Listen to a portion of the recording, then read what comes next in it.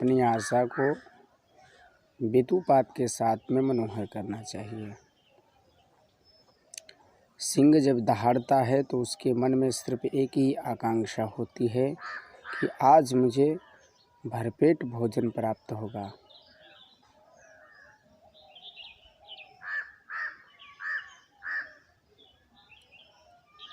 सुलभता के कारण में बहुत विशेष बेतुपात मनोहर होता है।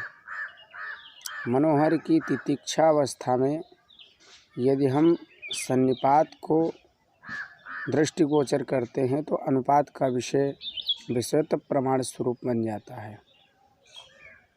इसलिए अलौकिक साधनाओं को अपने सानिध्य में रह करके और एक विषय को न लेकर के अनेकों विषयासक्त इस मनोरम दुर्लभ बेतुपात को एक लक्ष्य संदेश रूप में प्राप्त करना चाहिए।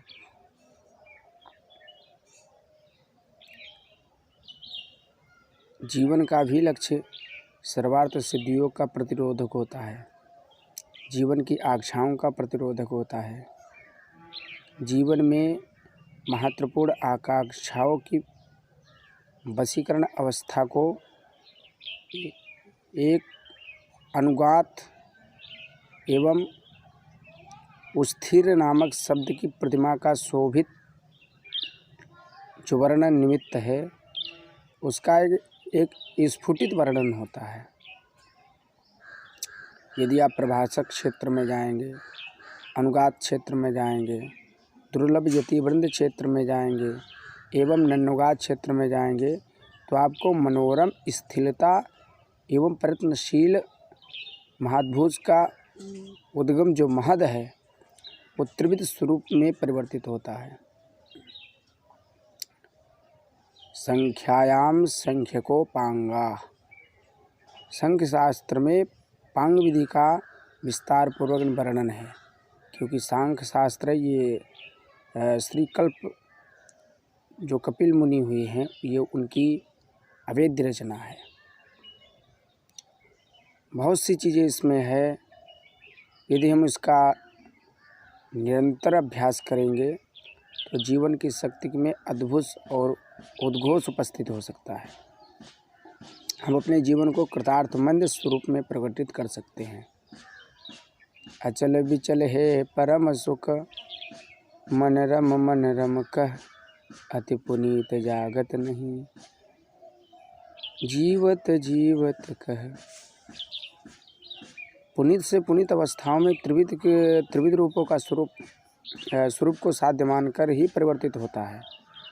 यदि साधना भिन्न है तो, और अप्रकटित अवस्था में प्रकट स्वरूप में साध्य मान करके भी प्रकट अवस्थाओं को तीन रूपों के समान बेतुपात होता है।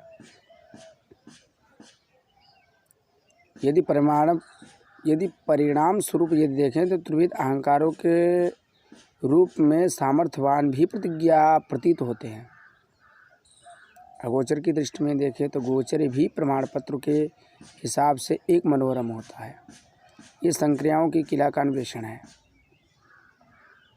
जीवनम चरितार्थानाम बेतुपात मनोहरा, जीवन की विशेष श्रृंखलाओं की परिणति ही विशेष जो महत अहंकार का स्वरूप माना जाता है।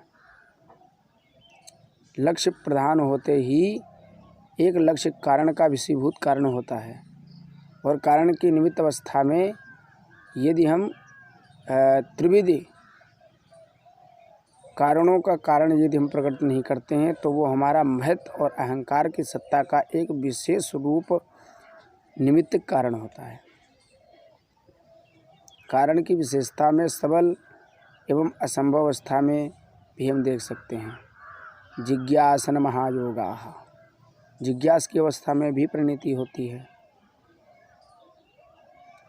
जैसे लब्ध अहंकार इत्यादि। कहने का भाव यही है कि हमें अपने अनुरक्त स्वरूप को पहचान कर ही आगे पथ प्रदर्शन करना चाहिए, तभी हमारा निसंदेह कल्याण हो सकता है। बोलिए सतगुरुदेव भगवान की जय।